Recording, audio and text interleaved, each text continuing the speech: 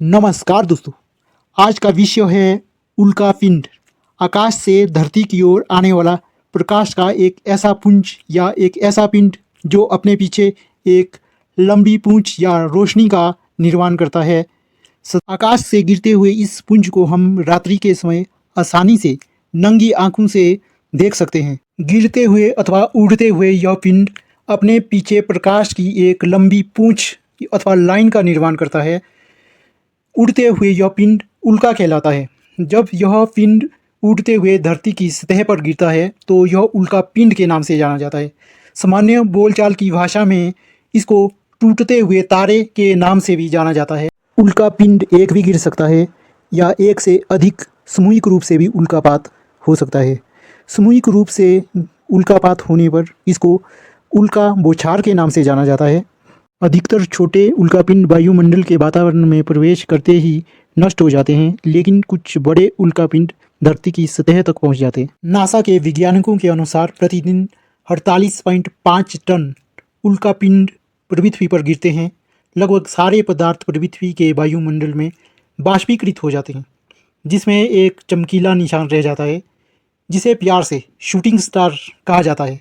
किसी उल्कापिंड को देखने के लिए हमको किसी यंत्र की ज़रूरत नहीं होती। इनको आसानी से नंगी आंखों से हम रात्रि को देख सकते हैं।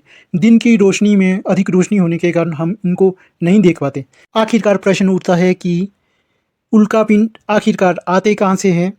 यह सौरमंडल में प्रवेश करते ही जलना शुरू क्यों हो जाते हैं? उल्कापिंड अथवा क्षुद्र ग्रह सौरमंडल अथवा अंतरिक्ष से आते हैं। आज से 13.7 अरब वर्ष पहले सूर्य में एक सुपरनोवा विस्फोट हुआ, जिसके कारण यह कई भागों में टूट गया, जिससे 8 ग्रहों की उत्पत्ति हुई। साथ में कई उपग्रहों अथवा क्षुद्र ग्रहों की उत्पत्ति हुई। इसके अतिरिक्त विस्फोट के कारण टूटे हुए मलबे का एक बड़ा हिस्सा सौरमंडल के वातावरण में बिखर कर फैल गया, जिसमें धूलकण, पत्थर, मदाकणियाँ, क्षुद्र ग्रह, उपग्रह आदि है। यह सूर्य की परिक्रमा करने लगे। सूर्य सर्वाधिक शक्तिशाली और गुरुत्वाकर्षण शक्ति का सबसे बड़ा केंद्र होने के कारण केंद्र में स्थापित हो गया। सभी ग्रह, क्षुद्र ग्रह और मदाकणियाँ, पूरा मलबा और ये चट्टानें इसकी परिक्रमा करने लगे। अंतरिक्ष अथवा सौरमंडल में तैरते हुए ये पिंड अथवा क्षुद्र ग्रह आकार में बहुत बड़े बड़े हैं, लेकिन ग्रहों से छोटे हैं। कई बार यह क्षुद्र ग्रह, पिंड अथवा चट्टानें आपस में टकराने के कारण टूट जाते हैं और अपने परिक्रमा पथ से किसी कारणवश हट जाते हैं, जिसके कारण यह कई बार पृथ्वी की सतह की ओर अथवा अन्य ग्रह की सतह की ओर गिर जाते हैं, जिसके कारण उल्कापात अथवा उल्का बरसात होती है। अंतरिक्ष से आए हुए क्षुद्र ग्रहों अथवा पत्थर के ये गोले जब धरती के वायुमंडल में प्रवेश करते हैं तो घर्षण अथवा दबाव के कारण वायुमंडलीय गैस के साथ रासायनिक संपर्क जैसे विभिन्न कारणों से गर्म होना शुरू होते हैं, जिसके कारण यह शीघ्र ही जल उठते हैं। और इस पिंड के तेज़ी से जलने के कारण बहुत से जलते हुए कण यह पीछे छोड़ देता है, जिसके कारण एक पूंछ का निर्माण होता है। यह ठीक उसी प्रकार है, यदि हम जलती हुई लकड़ी को तेज़ी से घुमाते हैं तो एक लाइन का निर्माण होता है। यह पिंड तेज़ी से धरती की ओर आता है। इससे टूटे हुए छोटे छोटे जलते हुए कण इसके पीछे एक पूंछ का निर्माण करते हैं। छोटे पिंड वायुमंडल में जलने के कारण कई बार वायुमंडल में ही नष्ट हो जाते हैं। बड़े पिंड धरती पर आकर गिरते हैं। जलते हुए ये पिंड आकाश में उल्का के नाम से जाने जाते हैं। ये पिंड जब धरती पर सतह पर अथवा अन्य ग्रहों की सतह पर गिरते हैं तो ये पिंड उल्का पिंड के नाम से जाने जाते हैं। इस प्रकार हम कह सकते हैं कि ये चट्टानें अभी भी अंतरिक्ष में मौजूद है। उल्कापिंड का आकार धूल के कण से लेकर छोटे क्षुद्र ग्रह तक है।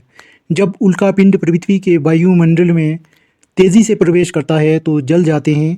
जलता हुआ आग का यह गोला उल्का कहलाता है अथवा शूटिंग स्टार के नाम से जाना जाता है। जब यह गोला धरती पर सतह पर आकर गिरता है तो तब यह उल्कापिंड के नाम से जाना जाता है। सामान्य बोलचाल की भाषा में इसको टूटता हुआ तारा भी कहते हैं और विज्ञान की भाषा में इसको अंधकीय पिंड भी कहा जाता है। उल्कापिंडों की बनावट की अगर बात करें तो यह मुख्य रूप से धातु के ही बने हुए होते हैं, लेकिन व्यापक रूप से इसको 3 भागों में विभाजित किया है। पथरीले उल्कापिंड चट्टानें हैं जो मुख्य रूप से सिलिकेट से बने हुए होते हैं। लोहे के उल्कापिंड जो बड़े पैमाने पर धात्विक आयरन, निकल और सोने से बने हुए होते हैं। पत्थर और लोहे के उल्कापिंड बड़ी मात्रा में धातु और चट्टानों पत्थरों से मिलकर बने हुए होते हैं। एक बड़ा उल्कापिंड 1920 ईस्वी में नामीबिया में पाया गया। इसका नाम होबा उल्कापिंड है। इसकी लंबाई 2.7 मीटर यानी कि 9 फीट है और इसका वजन 60 टन होने का अनुमान है। यह उल्कापिंड लोहा और निकल जैसी मिश्रित धातुओं से बना हुआ है। उल्कापिंड हल्के भूरे और काले रंग के होते हैं। उल्कापिंडों के गिरने की अगर बात की जाए तो यह 11 से लेकर 40 किलोमीटर प्रति सेकंड की गति से पृथ्वी के वायुमंडल में प्रवेश करता हुआ आगे बढ़ता है और इसी गति से यह पृथ्वी की सतह की ओर आगे तेज़ी से प्रवेश करता है।